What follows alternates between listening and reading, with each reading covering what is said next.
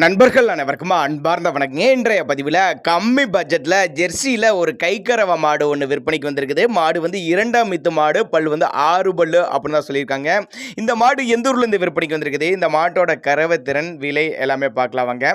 கண்ணு போட்டு 20 நாட்கள் பக்கம் ஆகுதுங்க. கண்ணு இறந்துருச்சுன்னு தான் சொல்லியிருக்காங்க. தற்போது கறவை ஒரு 12 லிட்டரு கறவை கறந்துட்டு இருக்குது. கறவை வீடியோவும் பின்னாடி அட்டாச் பண்ணியிருக்காங்க.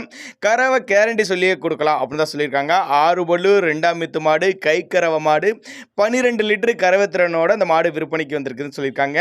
விற்பனைக்கு வந்திருக்கு இடம்னு பார்த்தீங்கன்னா சிவகாசியிலேருந்து விற்பனைக்கு வந்திருக்குங்க. அதே மாதிரி மாட்டுக்கு சுழி தப்பெல்லாம் எதுவும் இல்லை. நெத்தி சுழி முது சுழி கரெக்டான ஸ்தானத்தில் இருக்குது. தவறான சுழி அமைப்புலாம் எதுவும் இல்லை அப்படின்னு தான் சொல்லியிருக்காங்க. எல்லா கிளைமேட் அடாப்ட் பண்ணிக்க, தண்ணி தீனிக்கு எந்த ஒரு குறைச்சல் இல்லை.